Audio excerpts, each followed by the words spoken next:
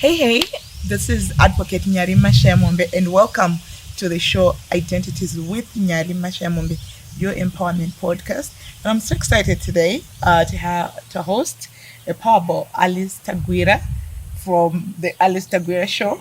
Welcome, madam. Thank you, Advocate, for having me. I am so excited to talk to you today. And really, our topic today is love and money. My word. We really want to explore the issues of love and money, and I think and I love that I'm talking to a young woman who knows stuff, who can speak on behalf of other young women and just generally society at large. But maybe before we dig deeper into that, tell me about yourself. Who's Alice? Wow. Where do I start from? Okay. Women's rights activist, a feminist, aspiring politician.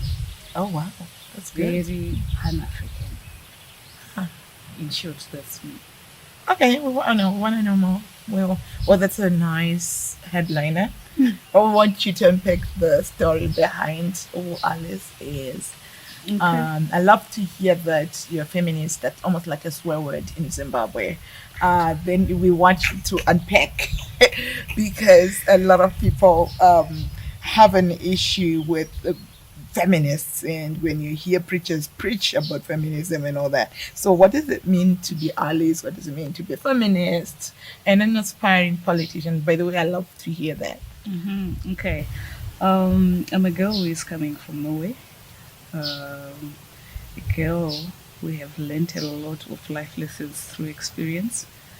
I always tell people that I grew up in a violence and poverty infested environment, and I experienced all kinds of abuse, church, home, even in marriage, and you can even talk of my surroundings, the friends, the neighbors. So I saw a lot of violence. And also, since I started, there was a time I started a show. I did a show on single mothers. Okay. Oh my goodness, I learned a lot of things All through right. them because people would come through with their stories. So I learned a lot of the struggles, the plight of women through experience, and also I added a bit of book knowledge to it. So, like I said, I'm a girl who's coming from Norway, violence, poverty, everything, and then from that is where my hunger and passion for advocacy came from. I was like, I saw my mother struggling. I struggled in church, I struggled in marriage. I saw my friends, my people, sisters struggling. There is a gap. Can I be a voice? Right. And then I decided, okay, let me gather every gut and speak. You had to gather every guy. Every gut. People think that Just you're just natural. So,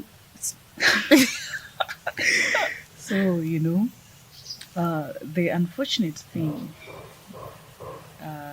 is people mistake feminism with misandry, because they think when we speak against toxic practices, they think we are hating on men. Yet we don't hate on them. We just want to call out bad behavior. We are just saying, let's coexist in peace and harmony. Let's coexist where there is mutual respect and justice. So that's what I've been fighting for, and it's unfortunate that a lot of people misunderstand me. Men think that I'm going against the will of God, hating and trying to destroy marriages. Pygmies and patriarchal princesses think that I'm trying to recruit them to hating. Oh, they're patriarchal princesses. I'm telling you. Oh wow. So The good thing is, I told myself that there is nothing that comes on a silver platter. If you want to achieve something, then you have to stand firm on it. Right. Yeah. There is going to be a lot of chaos, there is going to be a lot of challenges, but if the goal is right, why stop? Right. Oh, that's amazing. And I watch you on social media, an avid engager on your platforms. And I find calm, but I find persistence and consistency. Where do you get the energy? Because there are so many trolls that troll you, that are coming out saying nasty things to you. So just building on what you've said, to say there is a cause. Is there not a cause? There's a cause. Do you feel like this work is advancing? Every day there are trolls, every day sensible things. I remember we were engaging on your post the other day, and I did talk about the pedagogy of the oppressed, to say that theory actually says that those who are oppressors are going to be nasty, coming after people like you and I, who are trying to speak out and demonize you and say there's a lot. Those are tricks in the book that they are known to demonize you, to say you're doing this because of that, because they want you to be tired, they want you to be quiet.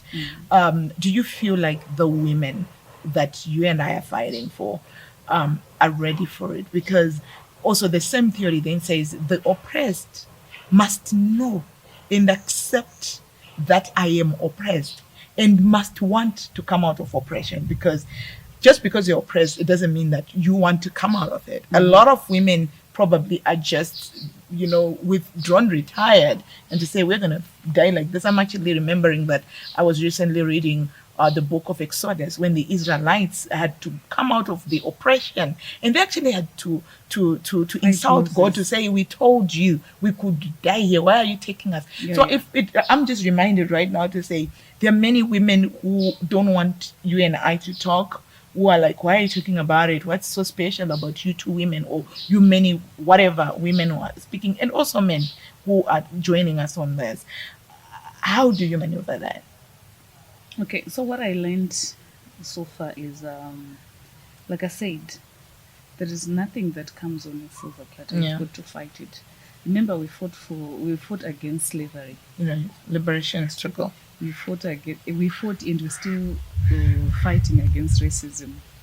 So stuff like sexism and whatnot, it's going to come easy.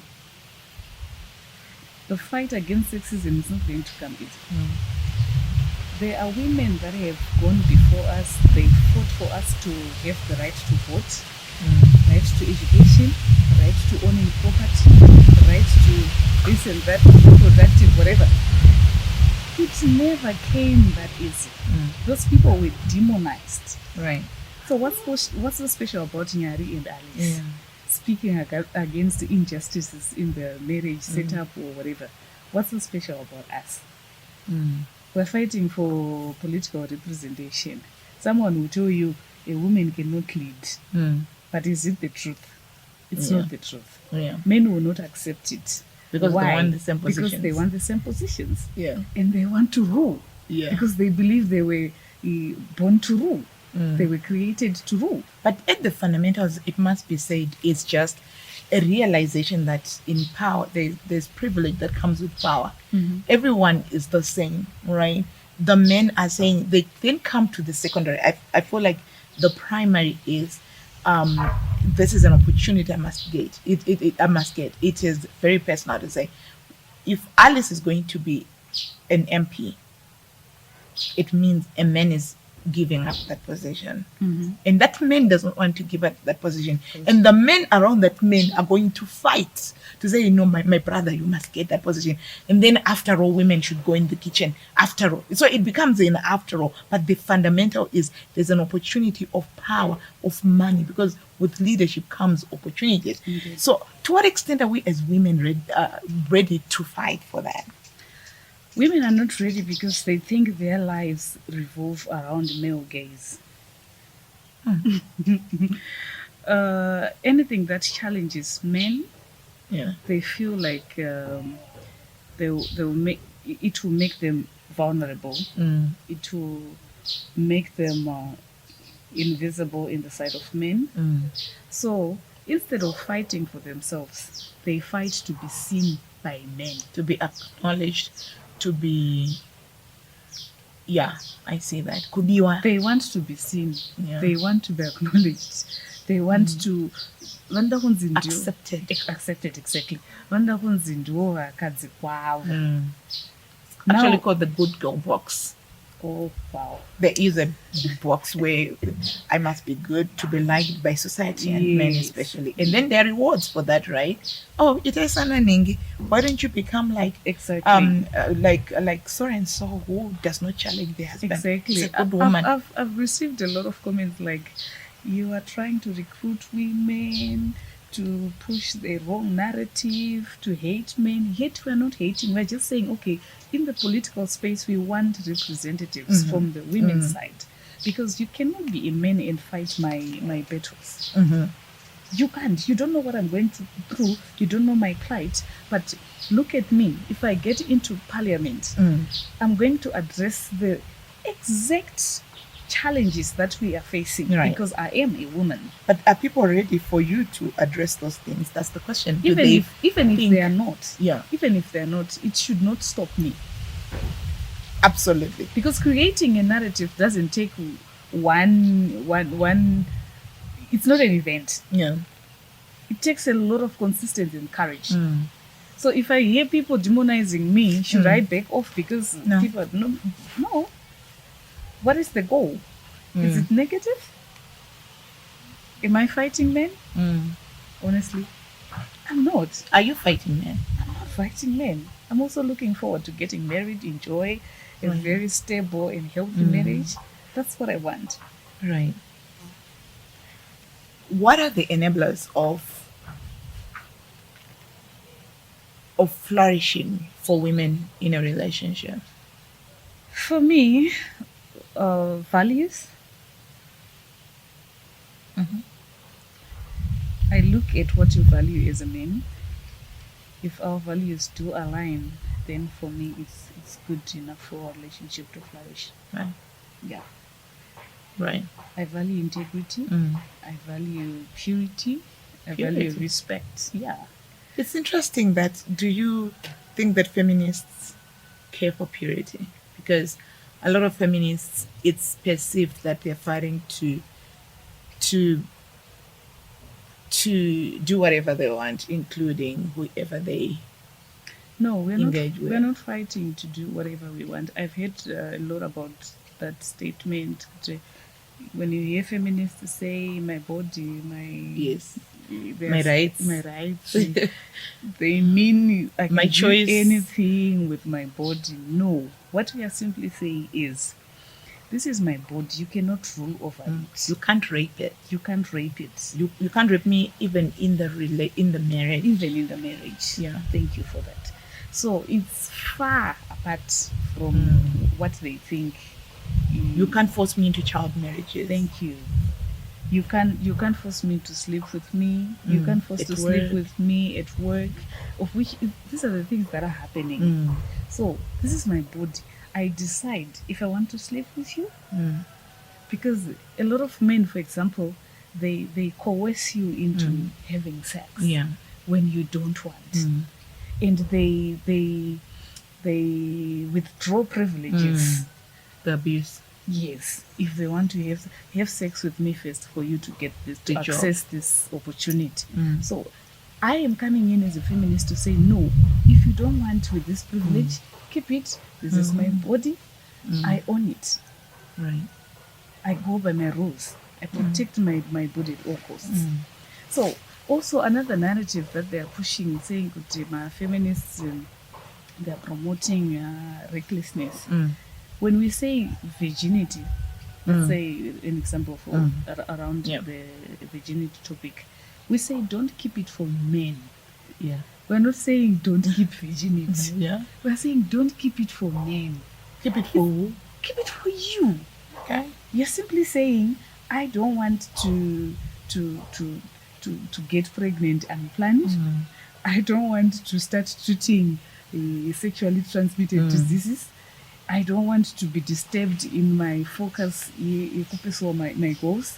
I don't want maybe to deal with the sexual ties if you believe in it. Yes. So you can keep your virginity for those reasons, not for you to be married or to get a reward from men.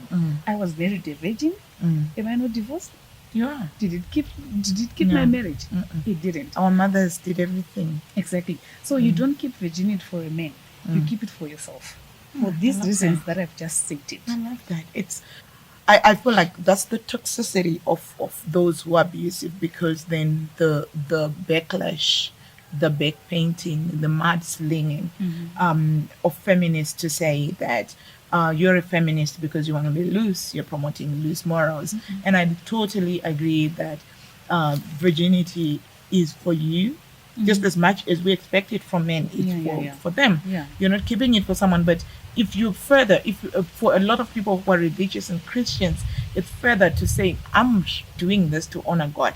But it does not mean that I won't rise up and say, let's not abuse women. I promote equality. I mean, feminism is just a basic principle that says men and women are equal. They must get equal opportunities. If you get a boy and a girl in your home, give them both equal opportunities, send them to school. Yeah. That's just feminism. That's basically. Basic. The notion that women and men are both human beings. Thank you. And of course, it's mud slang and all those things. But I want to jump in further, Alice, to talk about love and money. Okay. And what that means to a young woman. And the phenomenon to say, what is the relationship between love and money? Well, be it in marriage, in relationships. For example, one of the things that boggles my mind, is that girls saying, I want a boyfriend allowance. I mean, just a lot of things we need to unpack right now, but also with the major interest in saying, how are relationships disabling women to progress in getting their own money? Yeah. Wow. Ndabata pekuti I want a boyfriend allowance. Who? There are many women. I mean, have you not heard it? Like, I have. You are demanding for boyfriend allowance. It's who? I know. It's girlfriends. It's girlfriends. Yes. So are you supposed to be paid? I don't know. You have to be on a payroll to be a girlfriend? I don't know. This is why we preach independence. Yes. And these men don't get us. Right. When we preach independence, do you know why they say girlfriend allowance? It's because they are independent. Right. They feel loved when money is spent on them, of which money doesn't mean love. Huh. Nah. Do you know that someone can have millions and they give you a 5,000 USD? Yes. Do you think it will mean anything to them? Mm. So we have to move from that mentality. That if my boyfriend gives me money, he loves me. Maybe he But affords, is it also maybe it's changed. Is it also women wanting to be loved, or women also now becoming materialistic and translating, actually getting into relation for the wrong reason? I don't know if it's the wrong reason. I don't know if we can even say it's the wrong reason. Maybe that's the reason. No, they're getting into a the reason relationship. why women are more inclined to that notion is I think they are not finding real value in men. Okay.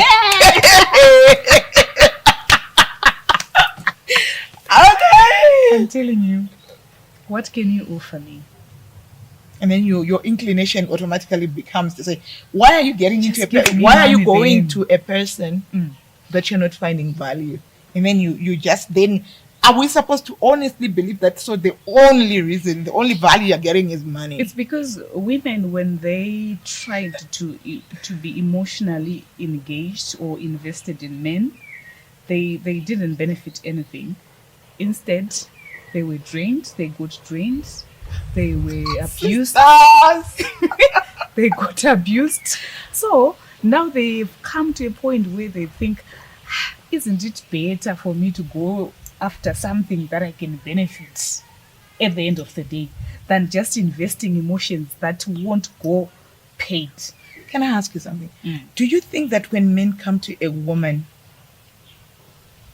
they really mean love, or they are coming to a woman to get something. Because if someone says, I love you, Alice, maybe there is something very specific that they've looked in Alice. So therefore, when women then says, I love you, Milton, for example, they are professing love because of the value that they're seeing in Milton. And therefore then that kind of equalizes men and women. I'm just trying to think out loud. I love you, Yemoromene. I love you, Mkadzi. I would love to believe it's different. Tell me. Because for men, there are two things involved. There are men who can't tell that I love you, Nyari, when they don't mean it. They come again. I love you, Nyari, when they don't mean it. Okay. Then there are men who come to say I love you, Nyari, when they want something. Okay. You get it.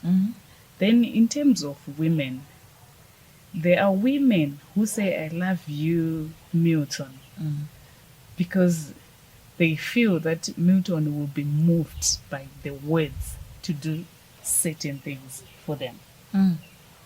Then there are also women who can say I love you, Milton, when they don't love Milton. I'm following. So basically you're saying they both sides on the every side of the coin to say. So there are people who, when they approach, they're actually just going to be calculative to say, what do I get from this woman? Or what do I get from this man? So if money, for example, is then the reason why women are going out with this man, then they're going to go for the money. Yeah. But equally for men, if they're saying I love you, Alice, maybe they have the money. Maybe society has taught men that you don't necessarily have to get. I mean, majority we see that there are many men right now who get into relationships for money with women. But majority of the men also are looking at, oh, Alice is beautiful. Alice is she's endowed in other areas. So is it fair then to then say some women can look at a man and say, I'll get money. And men can look at a woman and say, I'll get beauty and show off. And so everybody is equal. Many have been doing it for long time. Years. Yeah, for years. Because anozoti varume vanenge ka yellow bone kana caves kanopisa and they go for that. And if they are older, they're looking for the young one to what we are now what has been coined trophy wife. But if I'm going after money, it becomes a problem. And we're like, she's the gold digger. She's a gold digger. We've got words for it. But what are you coming after? So is it then fair to say when women get into relationships and they're seeking money, it shouldn't be wrong? If men have been doing it and have been doing it for years, and society has accepted that, and to the extent that when a man then brings a wife who is not fitting the status quo of is she a yellow bone, is that there's a society actually says, why? Because men have been accepted that they must look for a certain type of beauty. And so society has enabled that. But when you now are saying, I want a wealthy man, then society says she's a gold digger. It becomes a problem. So, like we have been rightfully discussing, society favors men. So anything that a man wants is okay, it's right.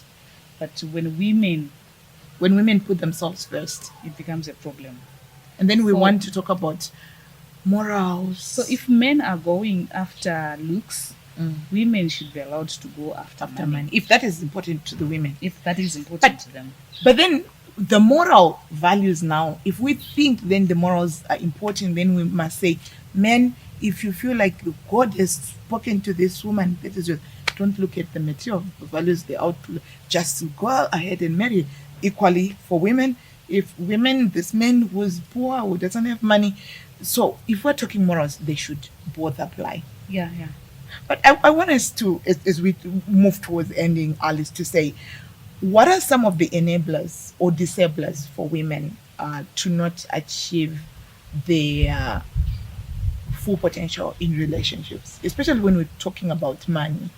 to say you are in a relationship. I don't know how your relationship was like, but what would be some of, as you spoke to the many single women that you have worked with before, to say what are some of the things that they found disablers for them to be economically empowered, and what are some of the values that relationships can begin to uphold that would then promote women to be economically flourishing, along with all the other welfare issues or their well-being. The biggest challenge that we are facing is the dependence syndrome. Sure. And when you speak against dependence, Ndopari kubuda nyaya dzemaboyfriend allowance. I'm telling you, even in marriage, you will hear, if you follow my comments, women will come and say, my money, my own, his money, our Yeah, that part. That's a toxic statement. So come again. Sisters need to hear this. Sisters. My money, my own, his money, Our our money. It's so toxic. Is that not what you feminists are pushing now? No. Feminists, we are saying, make your own money. Invest in your individuality. You shouldn't be moved by his money because you already have your money. You shouldn't be disadvantaged because you don't have money. You're also a provider in your own right. So when you come together, you have your own things, he has his own. Tell me. So what happens when we're in a marriage setup, we're working together. If you capacity yako ichikutendera kuti unze 35% patable, it's fine. But what we are saying in general, put something, I put something. I don't want you to be disadvantaged, girl. And I also don't want him to think that you are a dependent. Yeah. We don't want them to think that you don't have a life outside him. Yeah. You get it? So I want my queens to get to move away from the comfort zone. To move away from the notion that murume ndiye anofanira kunge achingondisupply all my needs, all my needs. You are your own person. Right. Because tell me, if the husband, I always say that actually ndiani asingazivi kuti murume nhasi akafuma akaremara kana kuti aluza mitezo yese, kana kuti kuda arasikirwa neupenyu, kana kuti kuda paitika divorce, kana kuti kuda arasikirwa nebasa. Saka iwe wakuzoita sei in that? Ndopakunotsvaga varume vevanhu. Wakuzonotsvaga maboyfriends kuti uchengete murume uya ari mumba. Oh wow. So make your own money. You are not challenging your husband. You are helping each other. Make your own money. Go and make your own name. So the first thing is mental emancipation. What are we saying? We're saying to be mentally in charge of your life. Be emotionally in charge of your life. Be financially in charge of your life. Go out there and work. Even when you're dating, have conversations that revolve around my topics.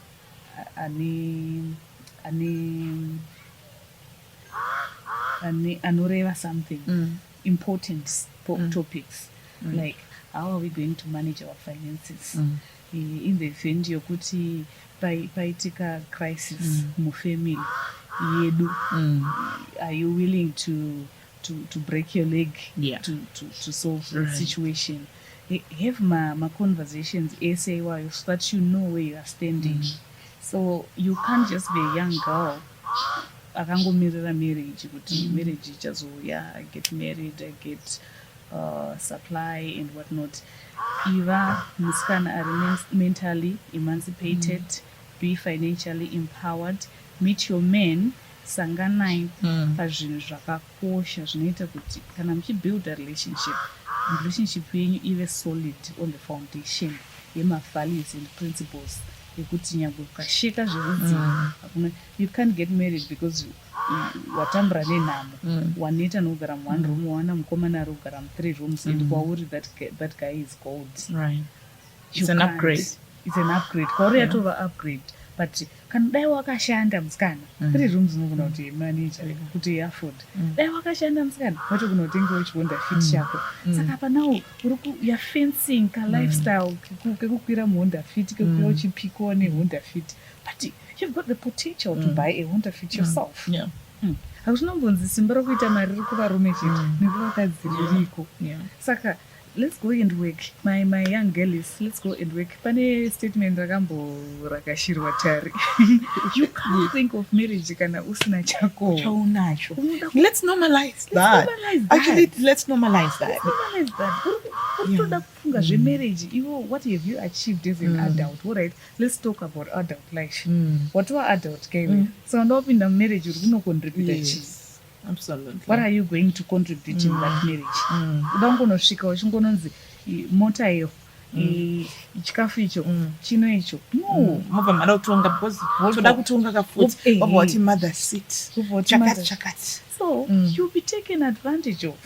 Pinda marriage uri well established nogona kusava established zvokuti wanemba yako kana kuti chii but unenge chauviri. Exactly. That's the whole thing. That's the whole point. We're not even fighting men, we're not whatever. Just be someone. Have something established, have something in your name, have something. You cannot be taken advantage of. My God, I mean, this is amazing. What you just had from Alice, and the keyword is have chako, Ivane chako. Have what you call yours, be it a skill, dressmaking, makeup artists, school, whatever. Have something. Musika. Okay? Yeah. Do whatever. And this has been exciting. This is Advocate Nyari Mashayamombe on the Empowerment Code podcast, Identities with Nyari Mashayamombe. And Alice, when you're about to leave, we need you. We need a song, as is our tradition. So, wow. Beautiful. I'm a very spiritual person. Oh, lovely. Yeah. I imagine that all these Zimbabweans are going to be singing us gospel songs. It's okay. And I'm moving seasons. So of late, I've been having this song ringing in my head. Faraiwe moyo wangu kuna Jesu ndiye ari parutivi rwangu miso anopukuta ndiye munyarazi wedu hapana chinotikurira naye Jesu ndiye ari parutivi rwangu. Oh my God, I love that song. There was a season I was getting it in my car. Oh, I still love it. It's Eled and Sharon. Yeah. Lovely song. Well, that was amazing. I hope that you enjoyed Alice. She's on Facebook. Alice, introduce your page. Is Alice, the Alice Tagwira Show. Follow her. You will find this conversation there. And please, for us to know that you're enjoying this conversation, please like our page. Please like this post, comment, and share with your community. Even if you don't agree with us, please tag WhatsApp, comment. We totally want you guys to engage with us. We want to learn from you. What are your opinions? Share with us. And please follow our YouTube channel. And again, this is your empowerment advocate, Nyari Mashayamombe. Until next time, have a good one.